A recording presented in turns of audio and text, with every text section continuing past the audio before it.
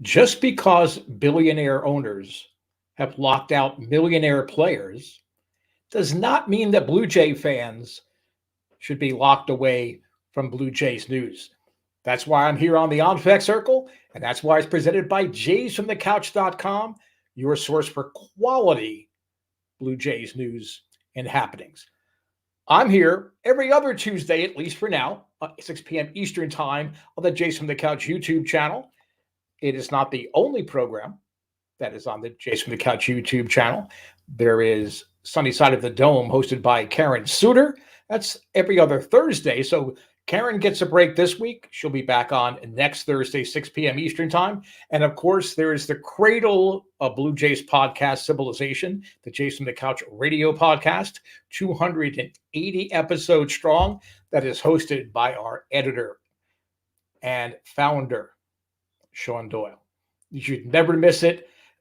Just because there's a lockout does not mean that we cannot bring you entertaining, informational Blue Jays programming.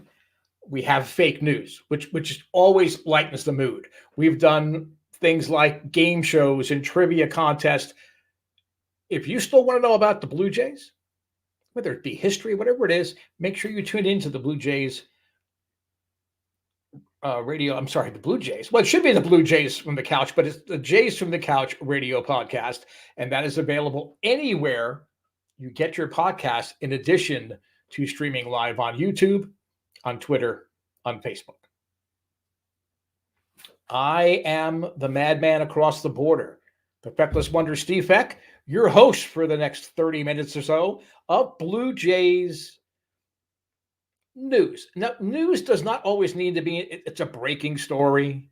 News isn't always, some, deep analysis. No, it's human interest. People read the newspaper, people watch the news, listen to podcasts about news items to be kept in the loop. And it's not just one dimensional. So I'm glad you joined us here. Joining us throughout the lockout, throughout the holiday season, throughout whatever comes before us before the season actually gets kicked off. We're ready for you here at JaysFromTheCouch.com. Two quick items I want to touch upon before we jump in to the heart and meat and potatoes of this episode. If you look over my shoulder, you'll see a pretty sharp shirt featuring JaysFromTheCouch.com, Jays from the Couch radio podcast, and our efforts to raise money for ALS research. You still have time to buy some great gift apparel. I mean, if you were trying to get it for a Hanukkah, it's going to have to be a late gift, and you can come up with some kind of reason as to why you didn't buy it ahead of time. Plenty of time for the Christmas holidays, for Kwanzaa, all that. We have plenty of time to get that merchandise there. There are shirts, there are cell phone covers, covers for laptops, just about, there are clocks, all kind of things that you can get with the Jays from the Couch and the Jays from the Couch radio logos on it. But it's not about us pitching merchandise, trying to turn some kind of a profit. 100% of the profits for any merchandise sales of Jays from the Couch radio, radio merchandise or JaysFromTheCouch.com merchandise goes to fund ALS Canada. Money gets poured into research. Money gets poured into basic things like wheelchairs for patients or transportation back and forth, for their rehabilitation and for their treatments. There's a lot of things that go into the donations to go to ALS Canada. So if you're still looking around for Blue Jay fans or just family members in general, maybe you want to give them a gift that actually means something, please go to our website, JaysFromTheCouch.com. Down toward the bottom, you will see the option to check out the merchandise. And you can also make an individual donation or a family donation to ALS Canada this holiday season. We certainly would appreciate it. The people that most directly benefit from those donations absolutely appreciate it. So it's something to keep in mind. And kind of a sad note that I need to touch on, and I'll only do it briefly. One of our regular listeners, people that he follows us on YouTube, can't think of a better thing to support. Love my merch from JFtC. Well, thank you, Sarah. It's really, really sharp. I probably should have worn one if I had thought ahead of time. I was trying to be clever and wear a hockey jersey to kind of throw everybody off, saying, "Oh yeah, sure. Talk about not worrying about the the lockout. You've got a hockey jersey on." That's the point. We're still talking baseball. You can follow hockey, or the Raptors, or I don't know whether the Argos beat the Tiger Cats or not. The other day, I meant to watch the game and I did not. But either way, if you're in Ontario, whether the Tiger Cats won or the Argos won, you got somebody to root for to win for the Grey Cup. You could be rooting for that. You can still care about the Blue Jays, though everything's every locked out. Back to Seamus Nelson, the person that I was referring to, that's been a loyal follower of the podcast, certainly a great supporter of my show.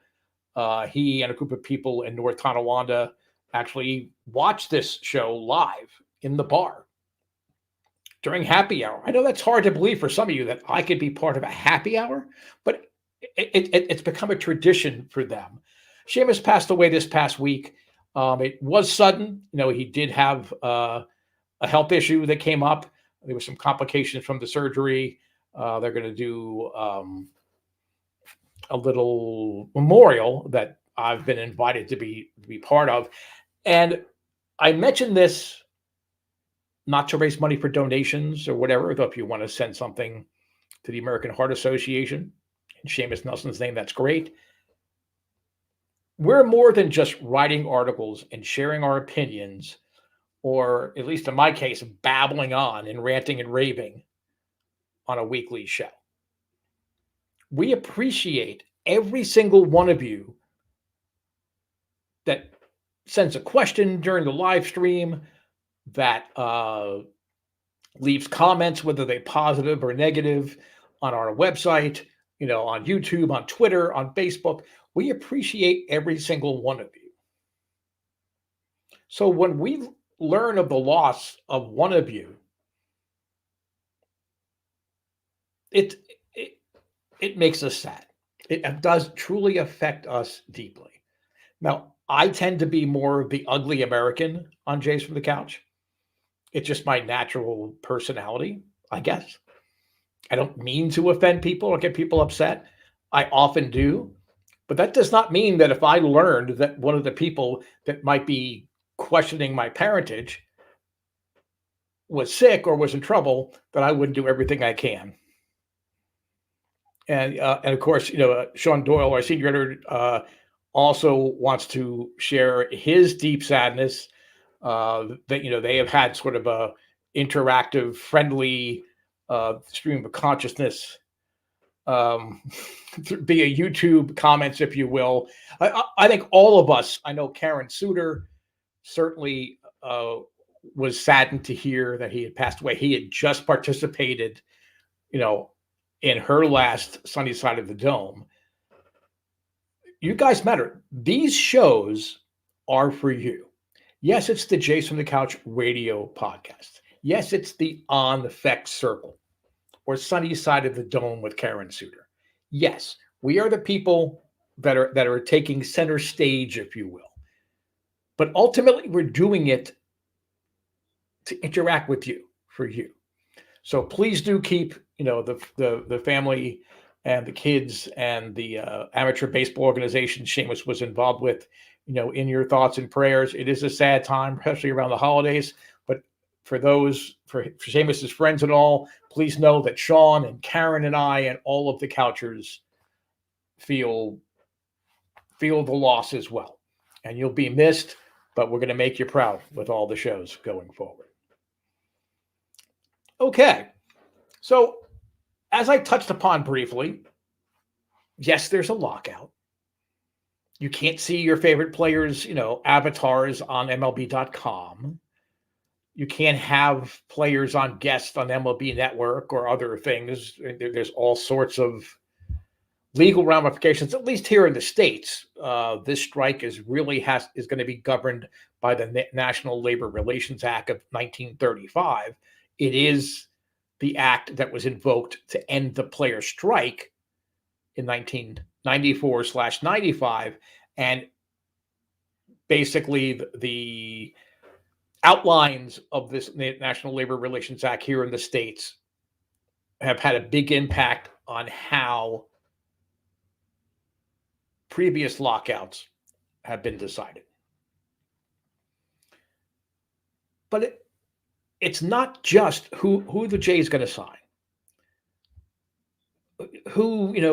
What trades can we make? And let's go over in our minds again for the 1,000th time. How did we finish a game out of the playoffs with 91 wins? And what about the bullpen? How did it suddenly turn? You can turn it over in your mind over and over again.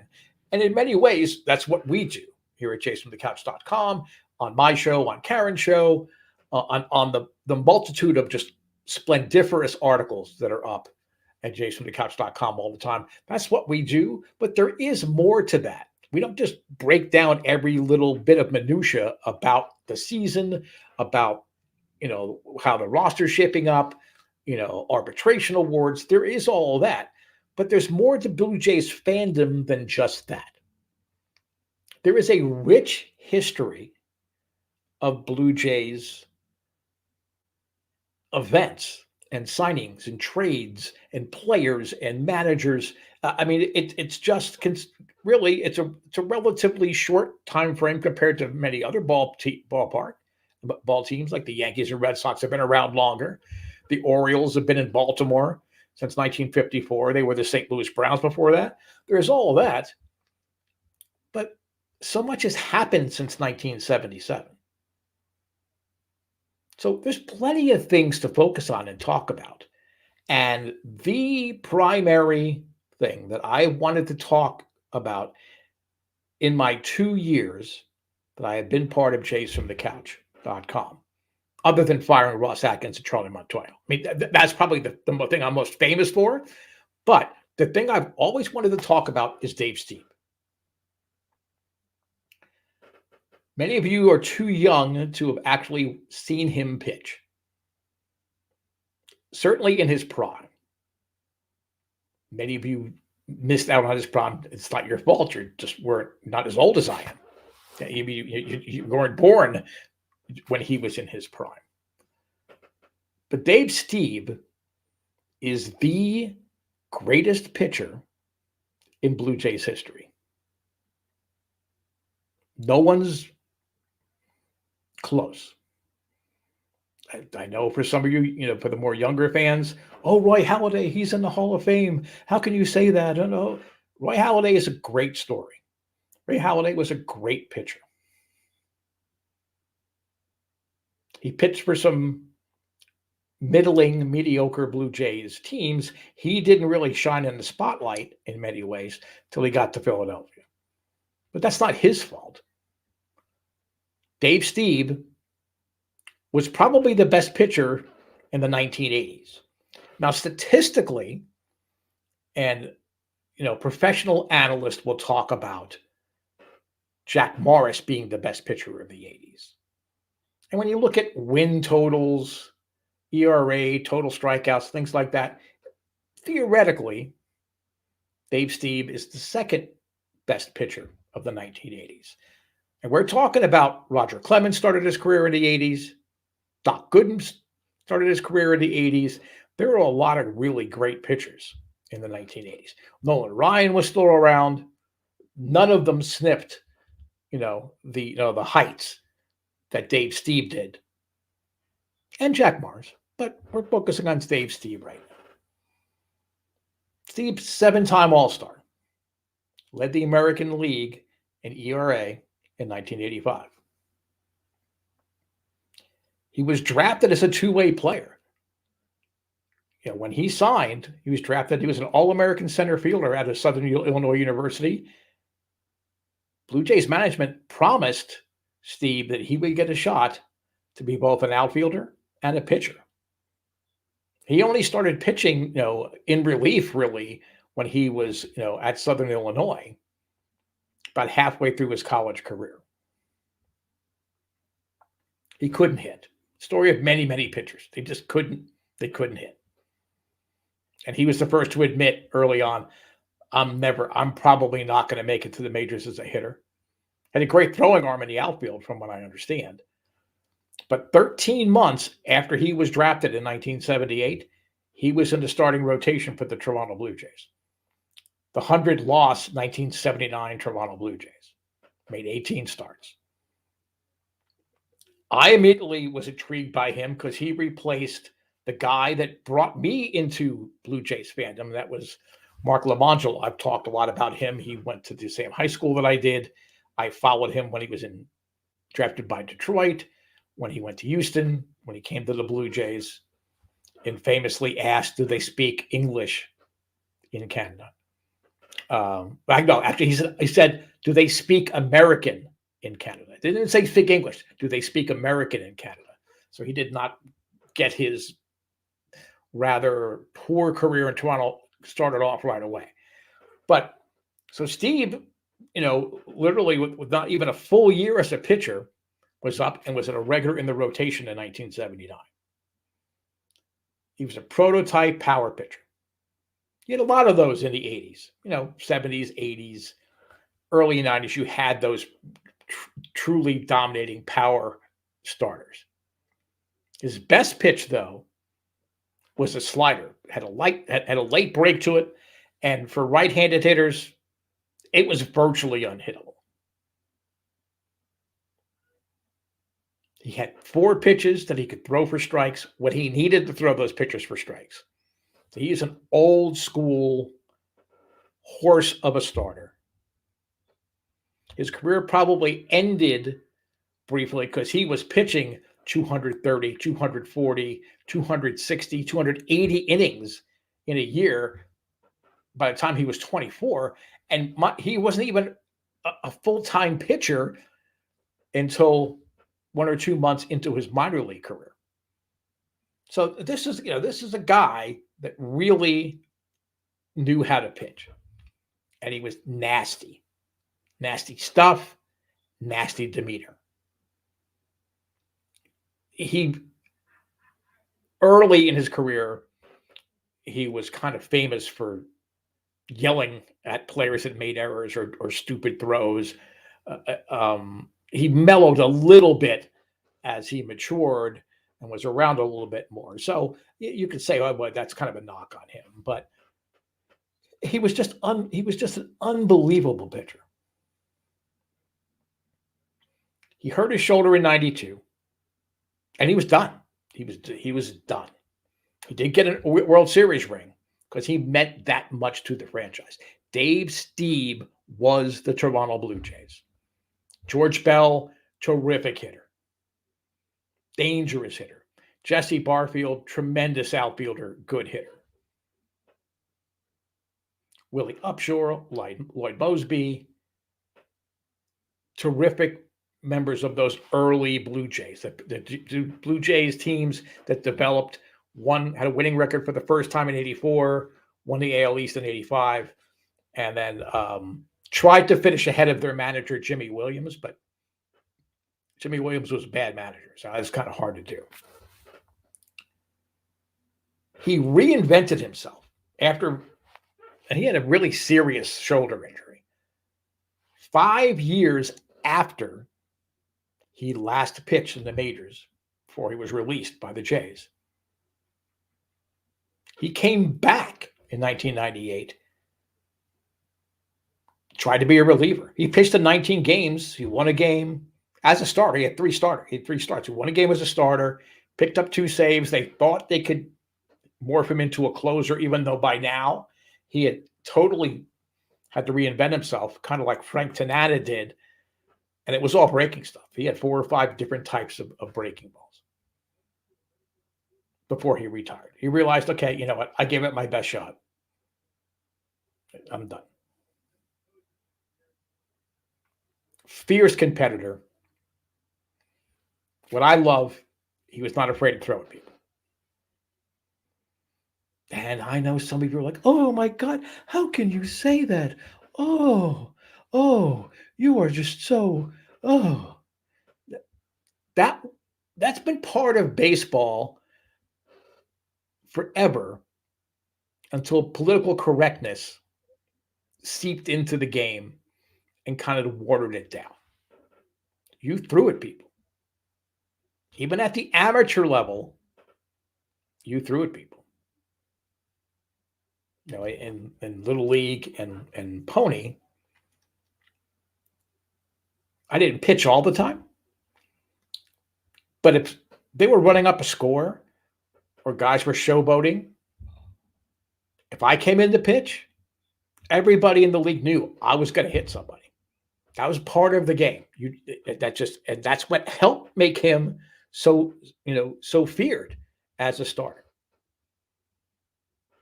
It's not all just old school, old guy reasons why Dave Stieb should be in the Hall of Fame. So for all of you stat heads and analytic twits that are just everything's about numbers and numbers and numbers, and that's why really Roy Halladay is in the Hall of Fame. I don't know if Halladay had pitched in the 80s or even the early 90s, that his career would be viewed as Hall of Fame worthy. And that's not a knock. I love Roy Halladay. Halladay and Stieb are on my Mount Rushmore of Blue Jays, along with Joe Carter and Carlos Delgado. That's my Mount Rushmore. But Bill James, the patron saint of analytics and sabermetrics, and his prospectus, his second prospectus that he put out, ranked Dave Stieb as the 74th greatest pitcher in Major League history. Not of just the 80s or the modern era or the expansion era, the 74th best pitcher in Major League Baseball history. That's saying a lot. And in the only war that matters, B war, not F war. For me, there's a secret meaning behind F war. B war, 56.9, which was 13 percentage points above Jack Morris, where Steve always kind of suffered in the shadow of Jack Morris and eventually in the shadow of Roger Clemens. So that's pretty amazing. And another amazing point for his Hall of Fame option is another Bill James creation called win shares. Now, it's a very complicated calculation. He actually wrote a whole book just on the calculation of win shares. And it took 84 pages to complete the calculation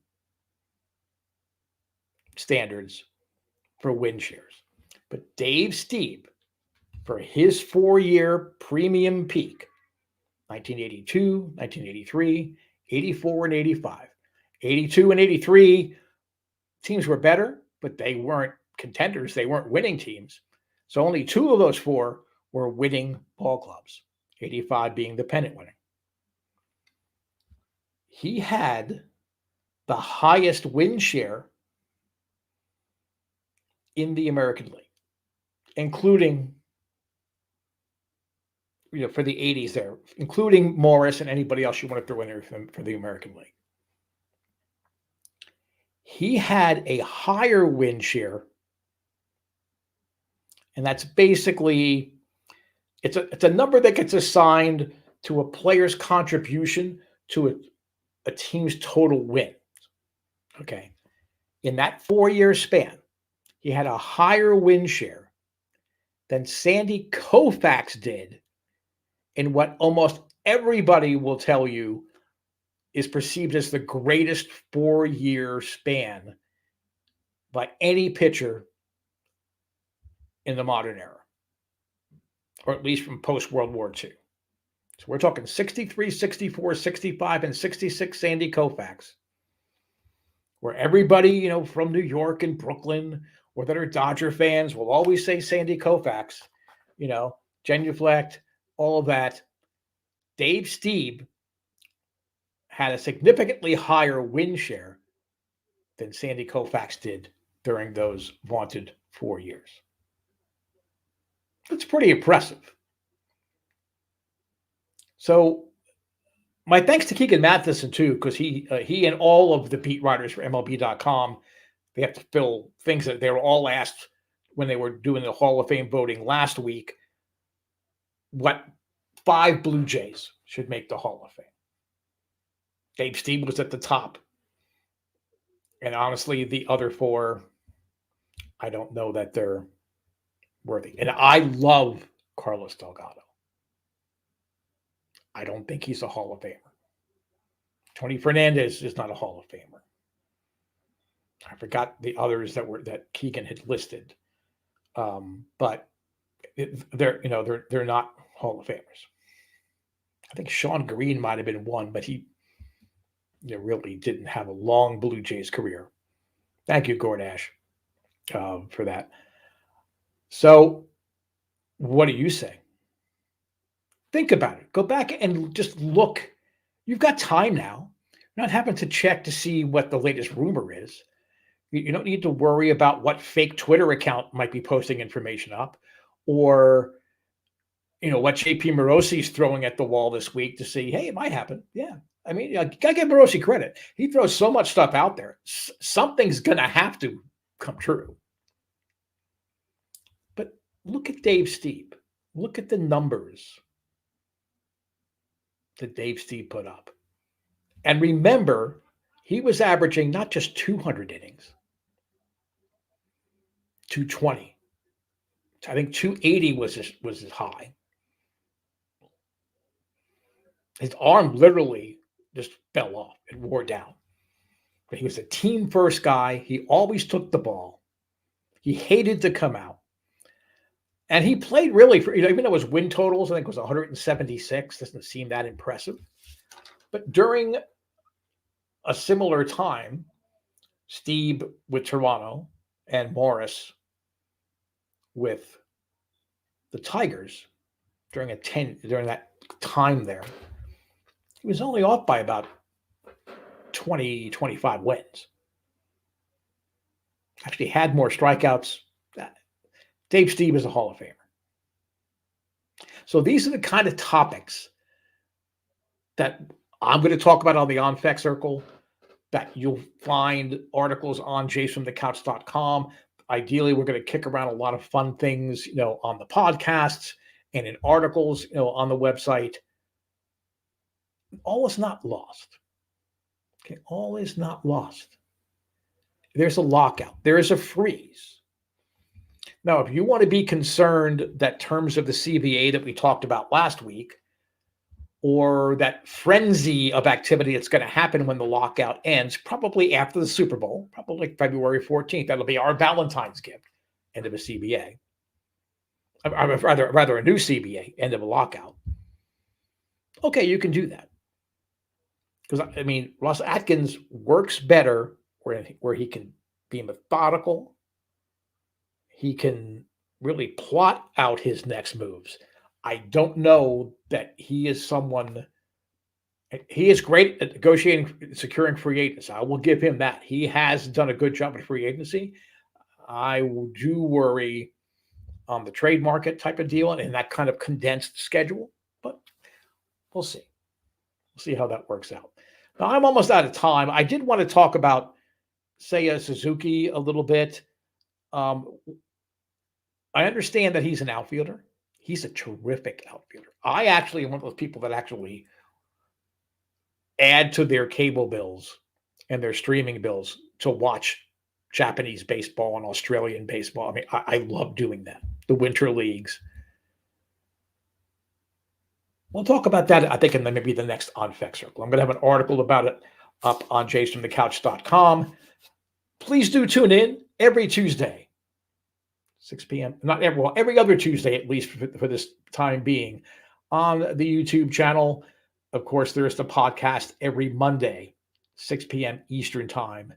You can pick it up on YouTube, Facebook, Twitter, You can go to wherever finer podcasts are available to find the Jason the Couch Radio podcast. And I am joined on the YouTube channel with Sunny Side of the Dome and Karen Suter. She is every other Thursday, just as I'm every other Tuesday, 6 p.m. Eastern Time. I love this conversation. I hope you're all excited about Dave Stieb and starting to get the ball rolling as Jays fans to get Dave Stieb voted into the Hall of Fame by the Veterans Committee. I will talk to you 2 weeks from tonight. Hope to see you on the Jason the Couch Radio podcast. Thanks for tuning in. Don't forget, great Jason the Couch merchandise available on the website in support of ALS Canada.